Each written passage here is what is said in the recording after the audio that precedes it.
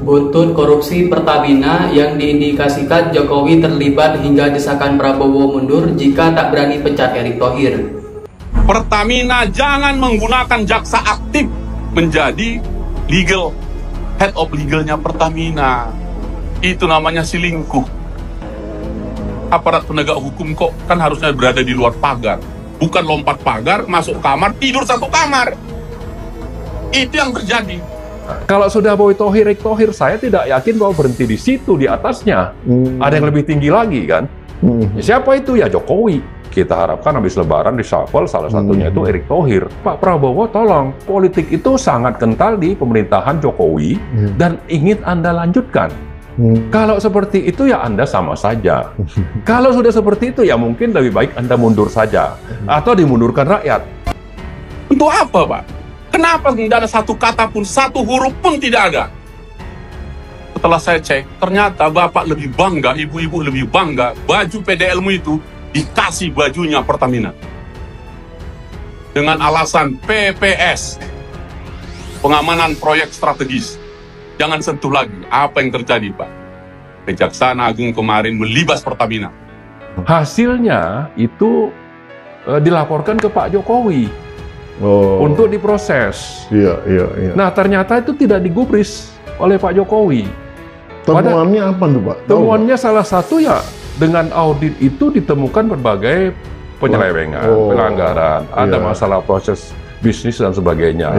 Dengan kalau itu diproses, maka harapannya ya misalnya kalau itu dilaporkan ke KPK, ya KPK kan bisa melakukan penyelidikan, penyidikan dan proses hukum lebih lanjut.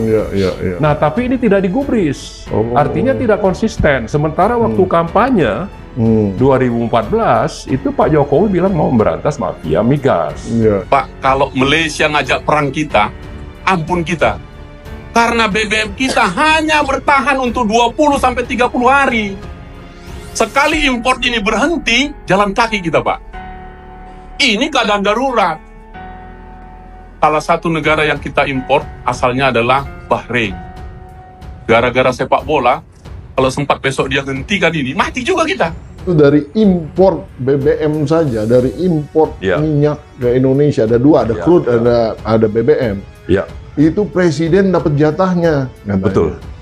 Betul. Nah, ini betul nih. Saya kira memang begitu. Mak, sekarang kayaknya jadi kayanya memang langsung ke puncak nih. Betul. Makanya saya bilang kalau memang ingin menuntaskan dan sudah dimulai dengan baik oleh Pak Sudirman, tapi justru Pak Jokowi yang hipokrit.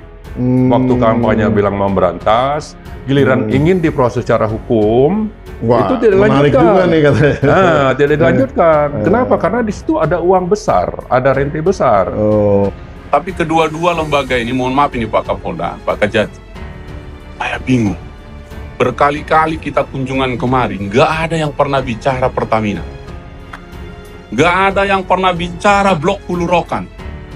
Nggak ada yang pernah bicara sumbangan Riau ini kepada lifting minyak kita 26% secara nasional. Ini membuktikan Pertamina negara dalam negara di Riau ini. Sebut korupsi, pertama markup. Apakah itu markup impor BBM atau impor crude?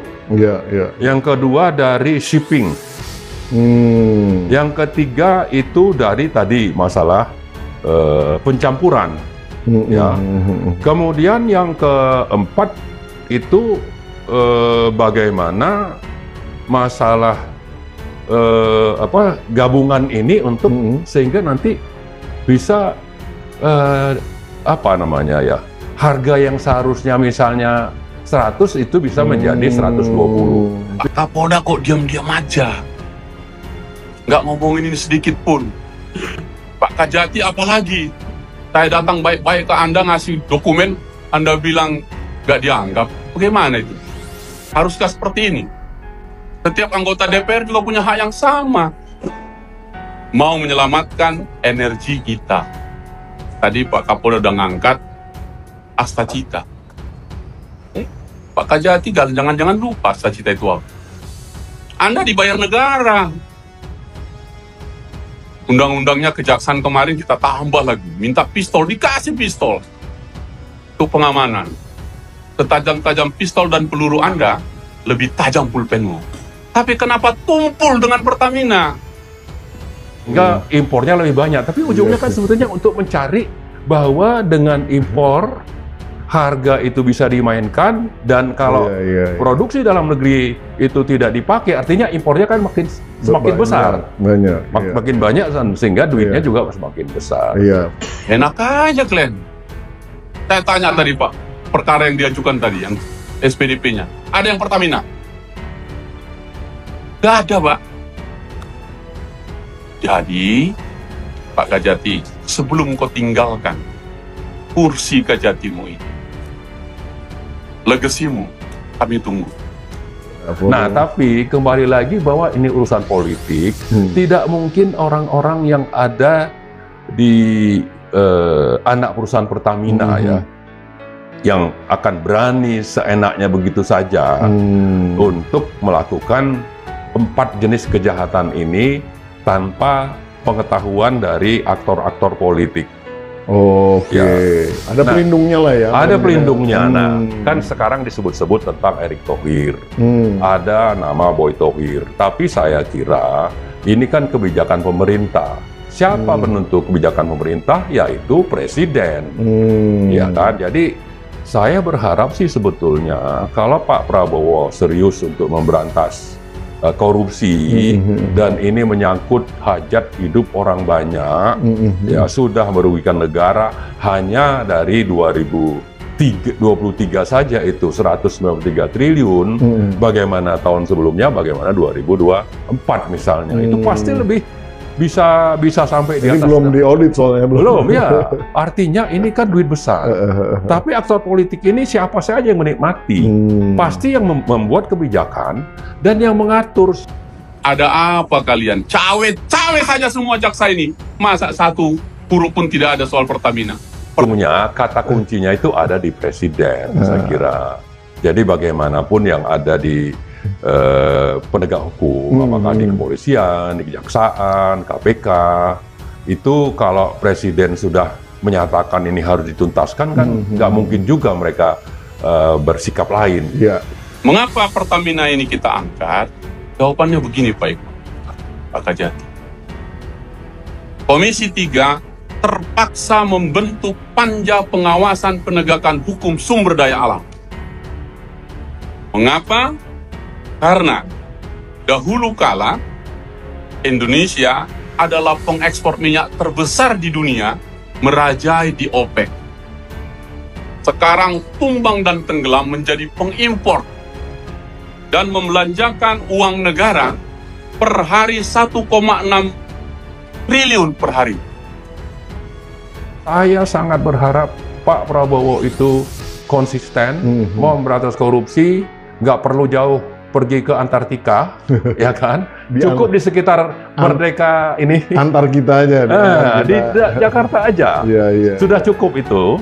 Dan saya harap ini seandainya melibatkan Erick Thohir, Joko Widodo, ya jangan segan-segan untuk bertindak.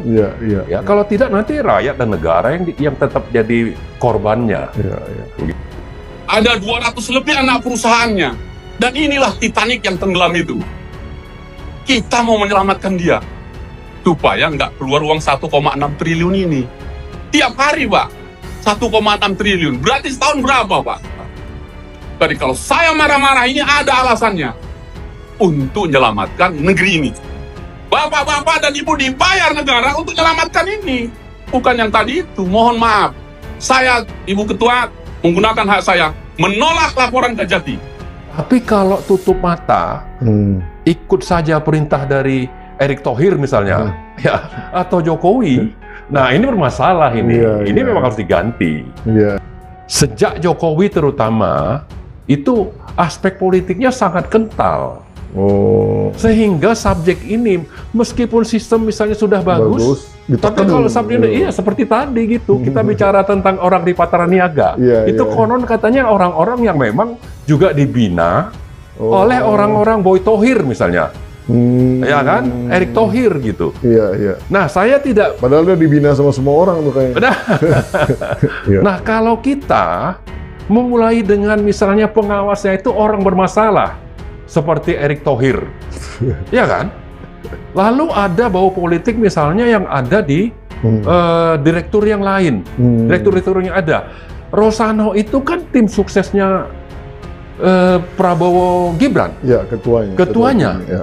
Lalu ada Pandu, ada Doni Oscar ya. Ya, ini kan orang-orang politik juga gitu. Ada hubungan dengan partai politik atau penguasa tertentu. Jadi kalau sudah seperti itu, maka saya menjadi pesimis dan itu bisa menjadi ladang untuk perburuan rente baru.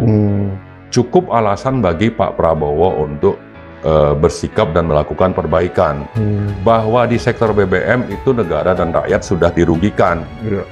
Bahwa rakyat eligible untuk melakukan class action dan minta ganti rugi sebetulnya. Tapi oke, mungkin rakyat tidak melakukan itu. Maka sebaliknya Pak Prabowo tolong, Anda harus serius menuntaskan ini. Pertamina dilanda korupsi, Prabowo diminta evaluasi Erick Thohir karena dianggap lalai. Presiden Prabowo didorong mengambil langkah tegas dalam penyelesaian kasus dugaan korupsi minyak mentah di PT Pertamina Patraniaga. Sebab kerugian negara yang ditimbulkan sangat besar, belum lagi kejahatan ini berdampak langsung kepada masyarakat luas. Peneliti politik dari Badan Riset dan Inovasi Nasional atau BRIN, Wisisto Raharjo, Jati mendorong agar Presiden Prabowo berani mengevaluasi Menteri BUMN Erick Thohir. Sebab sebagai pemimpin tertinggi di BUMN, Erick Thohir dinilai tidak mencermat hingga kecolongan. Sementara Direktur Indonesia Political Opinion Dedi Kurniansyah juga beranggapan sama. Prabowo harus bersikap tegas kepada bawahannya demi mengedepankan kepentingan rakyat. Dia meminta Kejaksaan Agung mengusut tuntas kasus ini. Semua pihak yang terlibat dan bertanggung jawab harus diproses hukum, termasuk menjawab isu yang menyebut nama penguasa Boy Thohir. Sebelumnya, Erick Thohir menyatakan siap melakukan review dan berbagai perbaikan di tubuh PT Pertamina. Hal itu disebut Erick diperlukan akibat adanya persoalan yang saat ini melanda badan usaha plat merah tersebut. Erick melanjutkan Kementerian BUMN juga akan melakukan konsolidasi dengan Kementerian SDM, SKK Migas, dan stakeholder lainnya. Langkah ini diharapkan bisa memberikan solusi konkret. Meski begitu, dia mengaku akan kooperatif dengan upaya Kejaksaan Agung yang ini mengusut dugaan korupsi di Pertamina Patraniaga.